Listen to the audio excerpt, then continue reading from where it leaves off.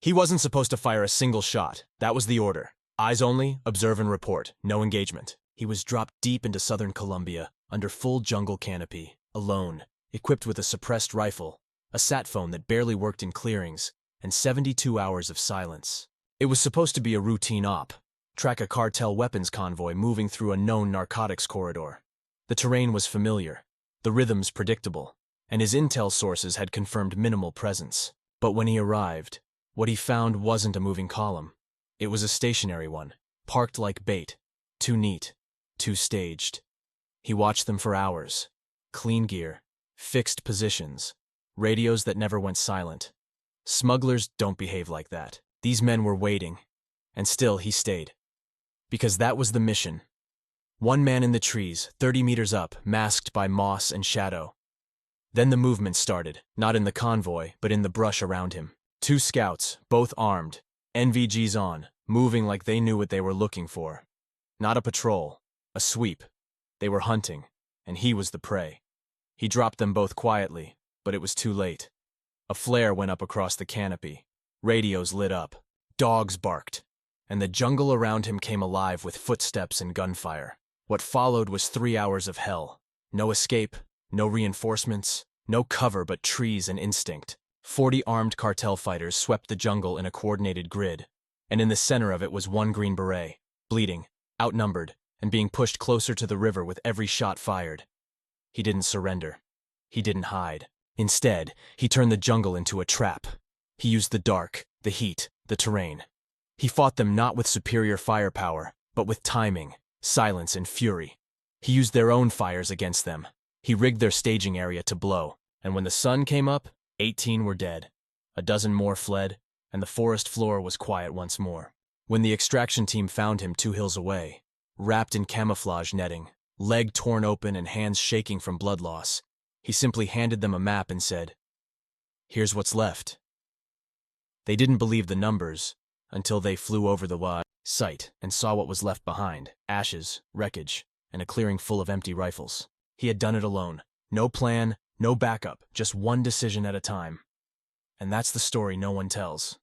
The one where one man walks into the fire and doesn't just survive, but wins. It started in the pre-dawn darkness over a stretch of Colombian rainforest so thick with canopy it swallowed the moonlight whole. The rotors of the MH-60 Black Hawk made almost no sound at altitude, flying low over the river valleys that twisted through the southern Caqueta region. Deep in the belly of the aircraft, seated against the fuselage with his gear strapped tight, Staff Sergeant Lucas Brandt remained still, his face impassive behind camouflage paint, eyes fixed on nothing. This was his 7th solo recon insertion into jungle territory in 3 years. He was fluent in the terrain. He didn't need conversation, didn't need reminders. His body already knew what came next. His orders were to observe and report. A suspected arms transfer was due to occur between FARC elements and a mid-level cartel in the region, in an area known to be laced with old Soviet supply trails and long-abandoned coca fields. Intelligence suggested that the convoy would be moving along a tributary corridor, using pack mules and possibly technicals outfitted for riverbed mobility. Brandt's task was simple on paper: parachute insertion, hike to a designated vantage point, monitor for 36 to 72 hours, capture thermal and visual evidence, then transmit burst data when satellite alignment allowed. He wasn't to engage. He wasn't to compromise. If compromised, he was to vanish. Brandt checked his gear one last time as the red light bathed the cabin. His suppressed M4A1 was custom configured for jungle conditions. Short barrel, holographic sight, IR laser module, backup irons. A Glock 19 rested on his hip, both weapons coated in matte black anti-reflective finish. He carried a small drone no larger than a bird, intended for short-range aerial recon.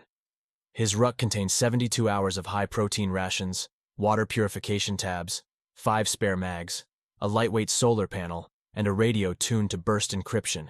At his chest, zip-tied to his vest, was the laminated strip of comms protocols he hoped not to need. The drop zone wasn't a clearing, it wasn't even a trail. It was a marked coordinate deep inside a triple canopy region, a space where he'd be threading branches and vines as much as he'd be descending.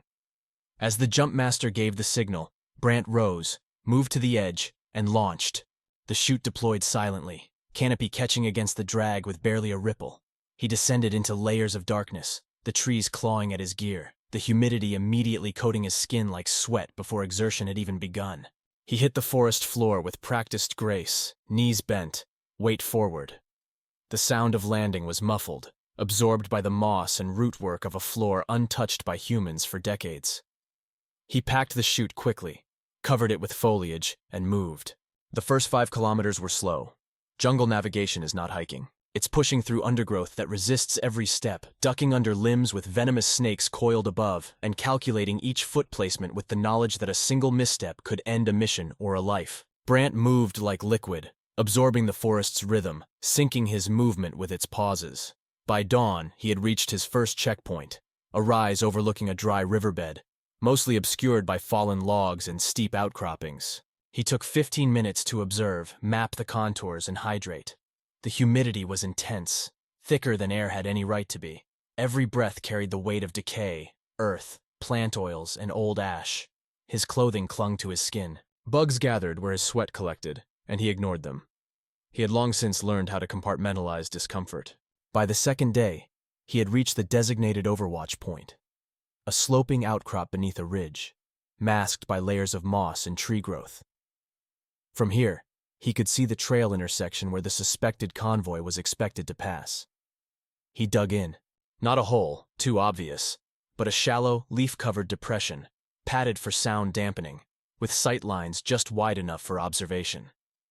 He set up motion sensors on the flanks and camouflaged the drone pad beneath rotting branches. The drone went up at nightfall, silent, fluttering just above the treetops, transmitting short bursts of IR and thermal data. What it saw raised his alert level. Dozens of heat signatures, many concentrated in a fixed formation around an L-shaped clearing. Brant zoomed in, adjusting thermal contrast.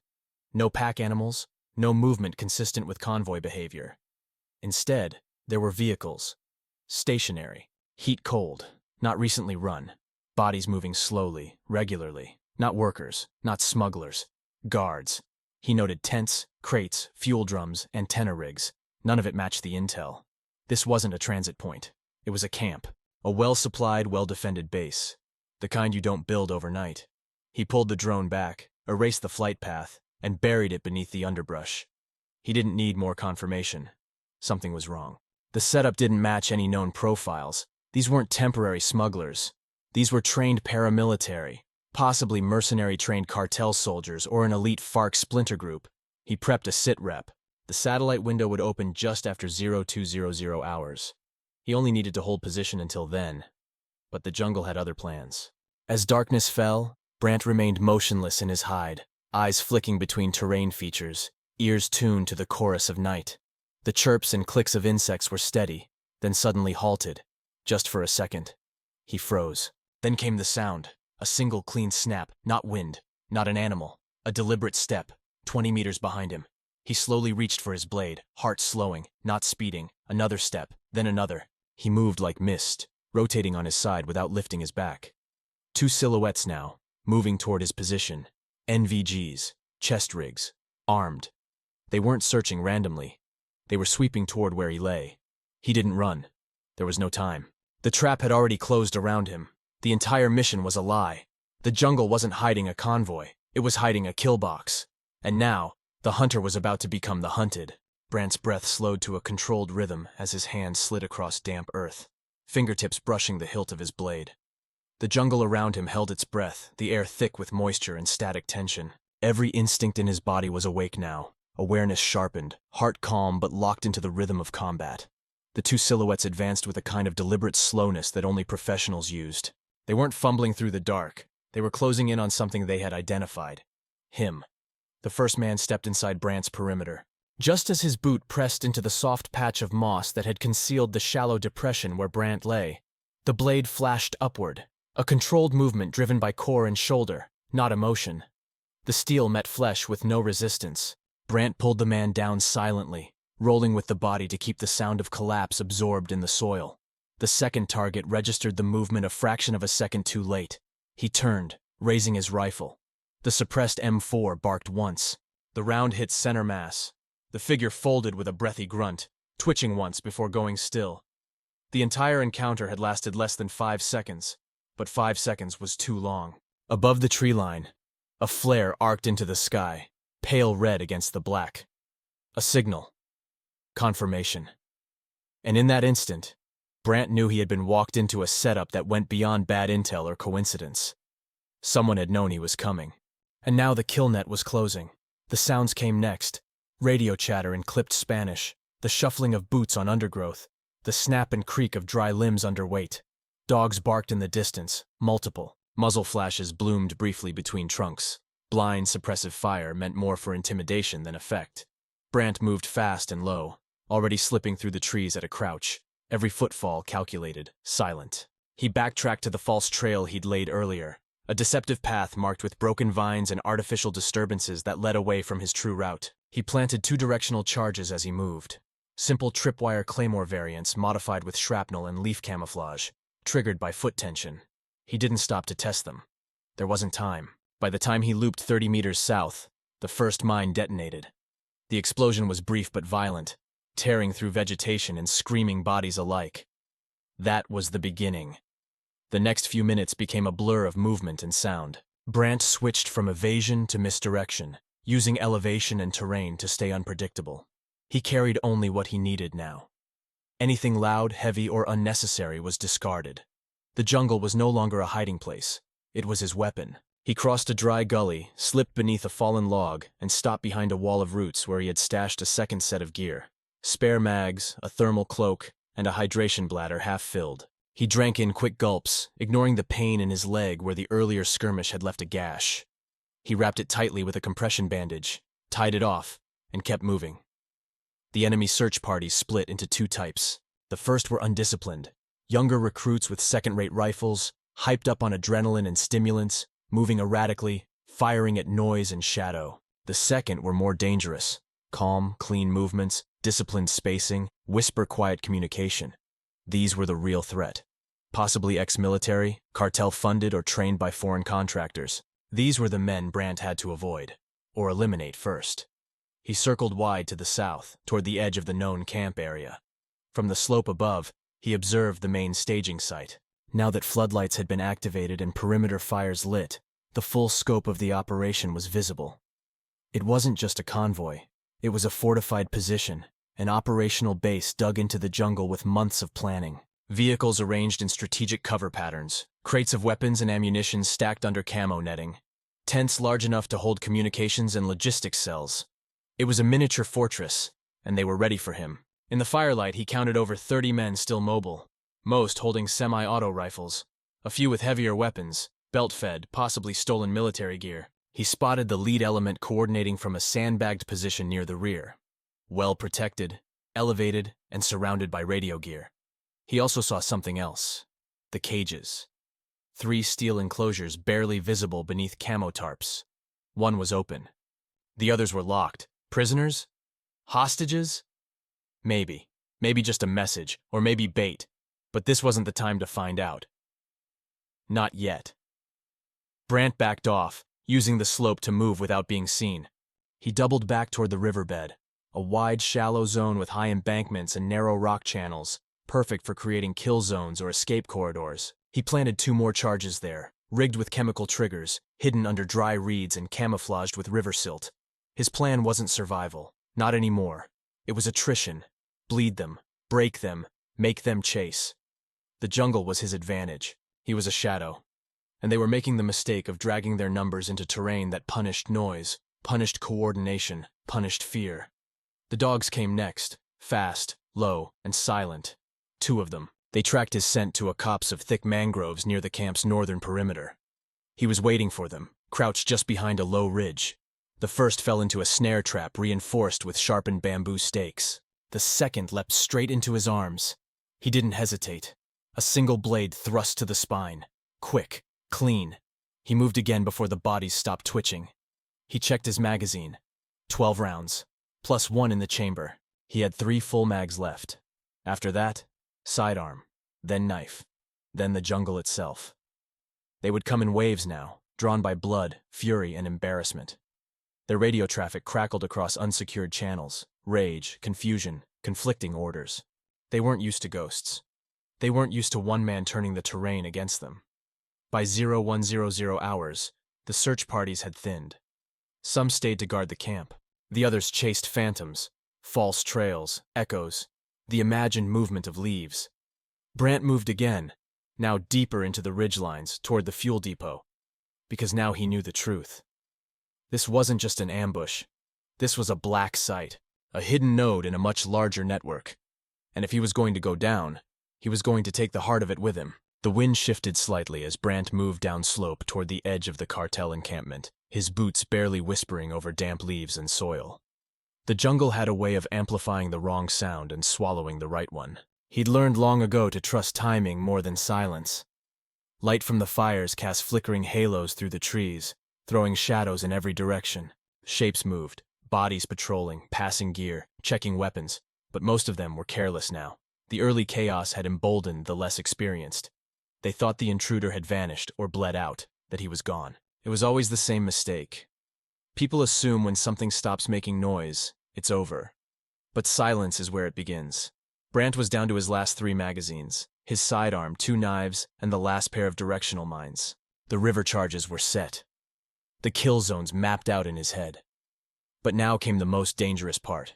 Not setting traps, not hiding, but engagement. Direct, deliberate, controlled. First contact had to matter. It had to be surgical. He wasn't here to fire randomly into the dark. He was here to collapse their entire perimeter from the inside out. And that required precision. He dropped to a crawl as he reached the rear of the fuel depot, where steel drums sat stacked under netting beside a storage trailer. 2 guards stood nearby, smoking, rifles slung loose, distracted by distant gunfire. Brant watched for 15 seconds. 10 seconds more than necessary. One leaned against a barrel, the other kicked at dirt with his heel. He moved. 3 steps forward, 1 breath. The knife flashed. Under the ribcage, twist, withdraw. The second man turned, eyes wide, mouth opening to shout. The suppressor spat once. The round entered the bridge of the nose and dropped him where he stood. Both bodies were down before they could touch their triggers. He dragged them behind the barrels, covered the blood with leaves, and took one of their radios. Low battery. Encrypted on a basic channel, but not hardened. He listened in, switching earpieces. The voice chatter was fragmented, panicked, split across multiple teams with no unified command. Whoever had been leading the trap was no longer responding. They were in fallback mode, trying to recover the initiative. He heard phrases like, "North flank exposed," and "Echo team not responding." That was his cue. He moved again, slipping between structures as the firelight danced across the trees. He caught a glimpse of one of their senior elements then, a man with a headset and a map, flanked by 2 others carrying what looked like Israeli Galils.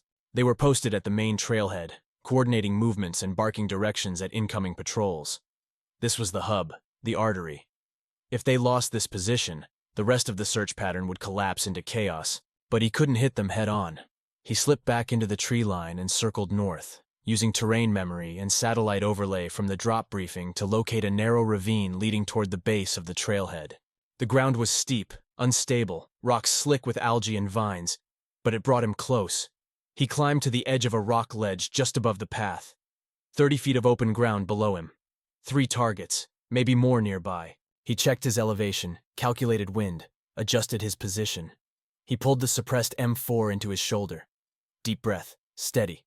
First round, center chest, radio man. He fell instantly, crumpling over the map case. Second round, left flank, double tap, 1 high, 1 low. The man spun and fell hard. Third target ducked for cover, firing blind. Brant moved again, already 2 steps off the ledge, rolling into a shallow depression in the dirt. Rounds cracked overhead, chewing bark off nearby trees. He stayed low, circling again. Another burst of gunfire erupted from a new angle. 4 men now, pushing his flank.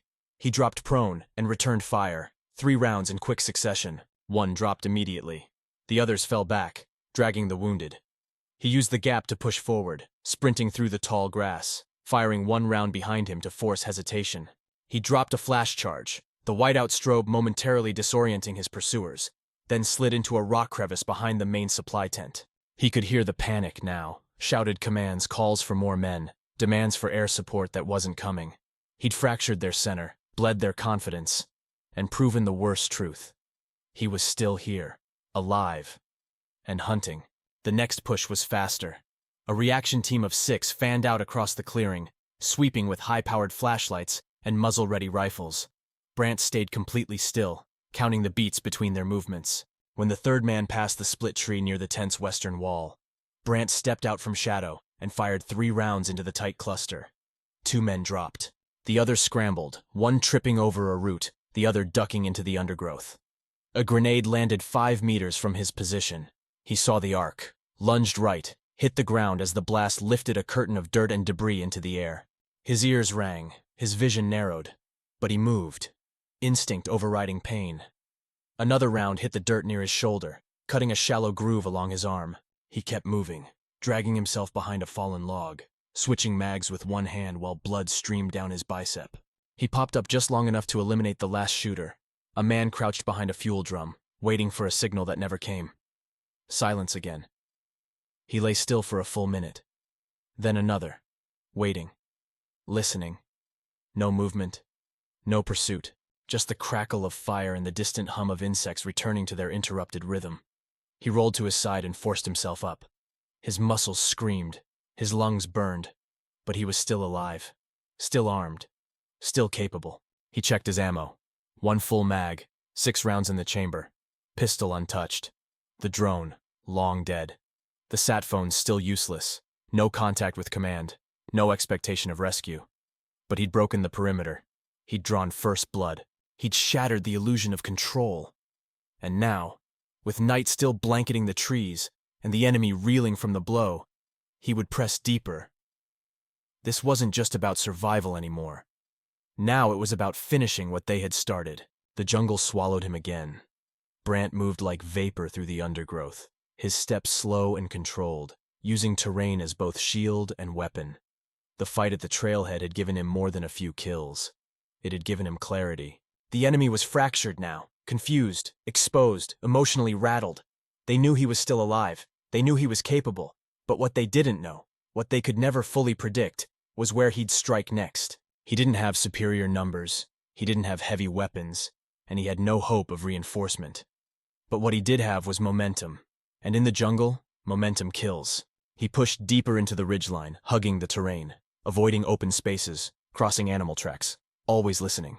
The wind was minimal, the trees thick with humidity and silence, the only sound the occasional burst of gunfire far behind him.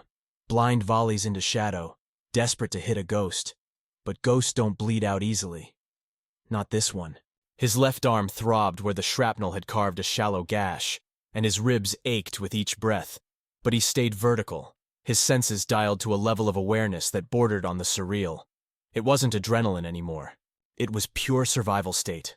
Cold, analytical, efficient. By 0200 hours, they were hunting him in tight fire teams, 3 to 5 men each, moving in uneven patterns. They were smart enough not to bunch up now, but their communication was poor. Too many overlapping commands, conflicting patrol routes. He intercepted 2 groups just by listening. He could hear one of them before they saw him, their boots crunching leaves, voices too loud for a quiet kill zone. He lay flat behind a moss-covered log, watching them pass. When the third man stepped into the kill cone, Brant fired a single shot, center mass. The others spun to fire, but he was already shifting, already moving, a second shot clipping another in the hip. He disappeared before they could rally, leaving confusion and fear in his wake. He didn't linger. Lingering meant death. Every contact was designed not just to eliminate, but to exhaust, to psychologically dismantle their cohesion. He doubled back over his own tracks, laying down noise traps, hanging empty water canteens with paracord, stringing foliage to snap under pressure, mimicking the sound of movement deeper in the trees. The effect was devastating. Twice he watched patrols break away to chase shadows, firing into the brush, shouting warnings to allies who weren't there. He headed now toward the river gorge. The terrain was brutal, steep, slick, carved by erosion. But the descent was key. He knew where he'd placed the charges earlier. If they pursued, they'd walk right into it. And if they didn't, he'd circle behind and drive them that way himself. The darkness here was deeper. The canopy overhead was dense, no moonlight penetrating through. Brant moved by memory and feel, pausing only to check bearings against the natural formations he'd memorized during the approach. A rock shaped like a broken tooth. A fallen tree with a red vine curled around its roots. They were markers now. each one a waypoint in a silent war no one would ever officially acknowledge. As he reached the base of the gorge, he heard it again. Footsteps. Slower this time. He crouched behind a boulder, eyes scanning through NVGs. 3 figures moving tactically. One held a suppressed submachine gun. Another had what looked like a thermal monocular clipped to his helmet. Better trained, better armed. These weren't low-level enforcers. These were contractors. Hired muscle brought in for insurance. Maybe former soldiers. Maybe worse. Brandt didn't care. He moved sideways along the rock wall, positioning himself above them on the slope. He removed a frag grenade from his chest rig, one of only 2 remaining. He pulled the pin, counted to 2, and dropped it. The detonation was brutal in the enclosed space, the sound reverberating through the ravine. He rolled down immediately after, weapon raised, firing twice as he landed. One man was already gone, torn by the blast. Another was crawling away. The third fired blindly, rounds pinging off rock. Brandt didn't hesitate. 2 shots. Silence. He moved again. Now the jungle was beginning to work in his favor completely. Every team they lost thinned their line. Every explosion fed their paranoia. They began pulling patrols back, consolidating toward the center of the camp. But in doing so, they abandoned their flanks. That was what Brandt wanted. He circled back toward the southern ridge, approaching the camp from the direction he'd entered hours earlier. Smoke now drifted through the trees, heavy, bitter from burning fuel or maybe scorched crates. Someone had started a fire. Whether from combat or panic didn't matter. The effect was the same. Visibility was compromised. Air support would be impossible now. Even the few working radios would struggle through the static and heat shimmer. This was where things fell apart. Brandt found a vantage point above the rear perimeter, where the supply trail snaked off toward the deeper jungle. He saw movement. 3 men, running. Not patrolling. Running. Deserting. They dropped their rifles as they went, one of them holding his shoulder, the other scanning the trees in terror. He didn't fire. Let them run. Fear was more useful than a bullet. He began to see the camp differently now. Not as a fortress, but as a wound. A broken, bleeding thing trying to patch itself with limited resources. The command tent was lit from within, the figures inside moving with frantic energy, their voices too loud, too desperate. He couldn't hear them, but he knew the tone. It was the sound of losing control. He reached for the detonator clamped inside his chest pouch and thumbed the safety off. The charges near the western fuel depot were still live. One press, and they'd go. But not yet. Not until he saw the chaos reach its peak. Not until every man in that camp believed the worst had passed. He wanted the destruction to come not as fear, but as certainty crushed. He watched for 10 more minutes. Then the flare gun went up again. Green this time. A signal. A fallback order. They were preparing to abandon the site. That was the moment. He pressed the switch. The earth shook. The explosion tore through the depot with the fury of 100 rounds. Flames erupted skyward. Shockwaves knocked down tents, scattered containers, threw men off their feet. The second charge went moments later, timed to hit the secondary cache of munitions. It turned the heart of the camp into a crater. Screams followed, then silence, then more screaming. And above it all, Brandt moved like a wraith, retreating into the jungle, body broken, but unbent. He wasn't done. Not yet. The flames rose high enough to tint the clouds above the jungle canopy in shades of red and orange, a sickly aurora that didn't belong in a place this remote. Brandt crouched behind a thick trunk 30 meters above the burn zone, heart pounding beneath his plate carrier, lungs pulling in thick air that smelled of cordite, scorched oil, and charred nylon. The explosion had done exactly what he needed. It fractured their center, shredded their confidence, and brought raw chaos into a structure that had been methodical and oppressive just hours before. But as he watched the remaining cartel fighters stumble through the wreckage below, dragging wounded comrades and shouting over the roar of fire, he realized something deeper. They weren't trying to reassert control. They were trying to survive. The tide had turned. These men, once aggressive and emboldened, were now broken into fragments, some still looking for a fight, others already looking for a way out. Radios crackled with desperation, not coordination. Barked orders had lost their authority. The enemy's formation had collapsed into panic, and with it went the illusion of strength. Brandt moved quickly, staying along the edge of the cliff line, watching the remaining outposts blink out one by one. Some were abandoned outright.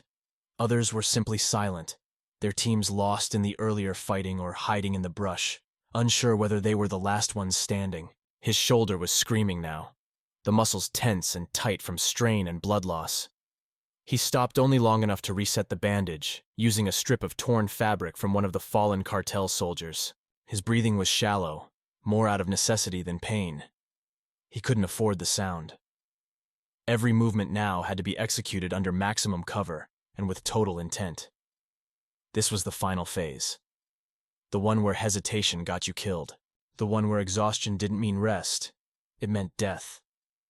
He approached the southern edge of the camp where the last munitions had been stored. The second detonation had reduced most of it to a crater, but a few crates remained unburned, thrown clear by the force. Ammunition, likely unstable, lay scattered across the rocks. He ignored it. His focus was on the ridgeline above the command tent, where the remaining leadership element had been attempting to regroup. They had shifted their position after the blast, dragging what gear they could into a makeshift fallback point dug into the slope. Sandbags, 3 rifles, and 1 man on the radio. He watched them for several minutes, memorizing their rhythm. One man scanned the perimeter, another knelt behind a crate attempting to assemble a field comms unit. The third paced. He was the one in charge. You could see it in the way he never looked away from the horizon, always calculating distance, never panicking. Brandt studied him. He wasn't cartel. Not entirely. He moved like someone who'd worn a uniform once. Contractor or defector, maybe. A man used to control. The kind of man who couldn't afford to lose. So Brandt took it from him. He moved through the undergrowth with the methodical silence that had become second nature. Every step was calculated to avoid branches, every breath measured between gusts of wind or distant gunfire. He approached from the blind side, using a low rock shelf to mask his movement. When he had line of sight, he settled into prone, unslung his rifle, and took aim. The first shot struck the pacing man just below the shoulder blade. He dropped instantly, mouth open in a final gasp that no one heard. The second man reached for his weapon, but Brandt was faster. 2 rounds, one to the neck, one to the chest. The third tried to run. He made it 10 meters before the shot caught him in the back of the knee. He collapsed, screaming. Brandt left him alive, for now. The command site was no longer operational. He moved in, cleared the bodies, and took what intel he could. Maps, notes, a half-charged sat phone. Most of it was encrypted, but the patterns were enough to confirm what he'd already begun to suspect. This camp wasn't a transit station. It was a hub, a control node in a supply chain that ran deeper than a single group or operation. The convoy had never been real. This had always been bait. A trap to pull in foreign operators, test response times, and calibrate how far they could push. And they had picked the wrong man to test. He destroyed the comms unit, tossed the rest of the gear into the fire, and moved again. By 0330, the sky began to change, lightening by the faintest shade. Brandt's body was slowing now. The adrenaline peaks had faded into a steady fatigue that gnawed at his edges. His mouth was dry, throat burning with every swallow. He hadn't eaten in over 20 hours, and his water supply was nearly gone, but he kept moving. Survival wasn't a choice anymore. It was the only thing left. He passed through what was once the camp's outer checkpoint. A sandbag line now unmanned. Bloodstains soaked into the soil, a half-burned flag trampled underfoot. He paused only briefly, long enough to pick up a clean canteen and one final grenade from a discarded belt rig. The radio he'd taken earlier crackled to life. Spanish, urgent, fragmented. Confirm explosion. Any survivors? Perimeter breach. Helicopter response in 2 hours. 2 hours. That was the timeline now.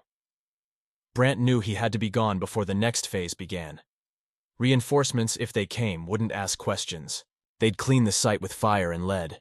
His path now led north, through denser jungle, toward a ridgeline where he'd cached a small recovery kit 2 days earlier. A flare gun. A final emergency beacon.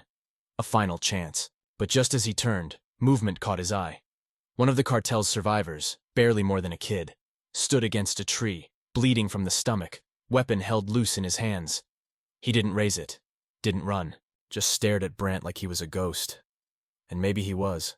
Brandt said nothing, just turned and disappeared into the brush. The turning point wasn't a single kill or explosion. It was erosion. Mental, physical, strategic.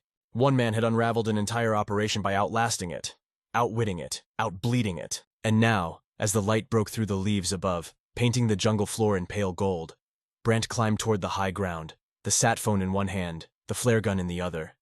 There would be no victory speech. No applause. just the sound of rotors in the distance, and the jungle finally exhaling. The sun had risen fully by the time the extraction team found him, its golden light slicing through the jungle canopy in long, broken shafts. Brant lay motionless on the slope of a moss-covered ridge, barely visible beneath the camouflage netting he'd pulled over himself hours earlier. His face was half-caked in dried blood, eyes closed, skin pallid and streaked with ash and sweat. For a moment, they thought he was dead. The lead operator moved cautiously, checking for signs of life, only to see Brant's fingers twitch against the grip of his sidearm. He was still holding it. Even unconscious, even on the edge of collapse, his hand had refused to let go. They loaded him onto the stretcher in silence. There were no questions asked. No immediate debrief. The smell of burnt vegetation and cordite still clung to his gear, mixing with the acrid odor of blood. He didn't speak until they were halfway to the bird. Even then, it wasn't more than a whisper. Coordinates, a warning, and one word: alive. The team didn't need clarification. They'd seen the flare signal. They'd seen the smoke, the wreckage, and the crater where a camp used to be. They knew what had happened, or at least the rough shape of it. The rest they'd leave for the after-action reports. Back at the forward operating base, Brant was treated for multiple lacerations, 2 gunshot grazes, acute blood loss, and moderate concussion. He'd lost nearly 1.5 liters of blood and gone over 24 hours without food. One of the medics who worked on him later said it was a miracle he'd stayed conscious as long as he had. Another said it wasn't a miracle at all, just a different kind of training, something hardwired into people like him. Whatever it was, it kept him alive long enough to walk out of that jungle when no one thought he would. He spent the next 3 days under observation, the bruises spread across his torso like deep shadows, his ribs aching with every breath. He refused painkillers after the first night, said they made the dreams worse. No one asked him to explain. The medical staff marked his chart with mental fatigue, probable PTSD onset, and recommended psychological evaluation. Brant ignored it. He ate what they gave him, drank water like it was a ritual, and stared out the window of the recovery ward like the jungle was still calling. On the 4th day, the debrief began. It was sterile and exacting, conducted in a closed room with 2 analysts, 1 senior officer, and a recorder. The questions came in sequence: timeline, terrain, targets. Brant answered everything with precision. He described entry, contact, movement, and engagement with clinical clarity. He referenced timestamps, distances, even weapon calibers. He spoke of tactics used, traps deployed, terrain leveraged. But there were gaps, moments where his voice faltered slightly, where his eyes unfocused. Not from uncertainty, but from weight. From reliving things that weren't just tactical. From remembering the eyes of the men he'd killed and the kid who didn't raise his weapon. They asked him about the camp's purpose. He told them it wasn't a convoy. It was a node. A staging ground built to bait and eliminate intelligence assets. A trap meant for someone else, or maybe anyone. And he'd walked into it alone. When they asked why he hadn't retreated once he realized the setup, he looked at them in silence for a long time. The room was quiet. The answer came, eventually, but not in the way they expected. He said he didn't see a way out. Not physically, not operationally. That's not what he meant, and they knew it. But they wrote it down anyway. Later, when the full satellite sweep of the area was compiled and cross-referenced with thermal imaging, the results confirmed his story. At least 35 confirmed bodies, multiple secondary explosions, the entire site erased. What couldn't be confirmed were the things he'd only seen in fragments: encrypted data, unmarked supply crates, communication towers not listed on any local grid. Intelligence analysts flagged it for further monitoring. A new task force was proposed to probe deeper into the region. But the recommendation was clear. No single operators on the next run. No ghosts in the trees. Brant was awarded the Silver Star within a month. There was no ceremony. Just a formality. His name was read from a list. A citation was placed in a file. The medal was handed to him in a small velvet box. He didn't open it. He placed it in the side pocket of his duffel and never looked at it again. Recognition to him was just noise. The kind you hear after a blast. Muffled. Meaningless. He returned home shortly after, not permanently, just long enough to catch his breath. But the truth was, there was no home in the way most people understood it. His apartment felt foreign. The streets were too clean. The sounds too soft. He went to the gym at 0400, couldn't sleep past 5, and kept scanning rooftops out of habit. The jungle had carved itself into him. Not just its sounds and textures, but its logic, its cruelty, its rhythm. He found it hard to talk to anyone for long. Conversations felt hollow. Everything felt slow. He saw a therapist once because it was mandatory. The man asked how he was feeling. Brant said fine. The man nodded and wrote it down. That was the entire session. He started sleeping on the floor again. The bed felt exposed. He kept a bag packed by the door and his boots tied just in case. He didn't expect another call soon, but he needed to be ready. Readiness for him was no longer a state. It was an identity. It was what remained when everything else had been stripped away. Sometimes in the quiet, he would remember the night as it had unfolded. The first flare, the chaos, the slow, methodical breakdown of men who thought they were in control. He didn't remember the pain as much as the clarity. Every second had been vivid, real, pure. The moment when everything outside the fight disappeared. He hated that he missed it. But he did. In the months that followed, the region shifted. The cartel presence fractured. That camp never reformed. Satellite images showed nothing but scorched earth and jungle reclaiming what it once held. Locals called it cursed, a place where the trees whispered at night. Soldiers didn't walk near it anymore. Rumors spread, of a lone ghost, of fire from nowhere, of screams that didn't fade. Brant never went back, but part of him never left. It was still there, buried in the dirt, in the smoke, in the silence after the final shot. Not as a memory, but as a truth. That one man, if pushed to the edge and left with nothing, could still bring down an empire, one heartbeat at a time.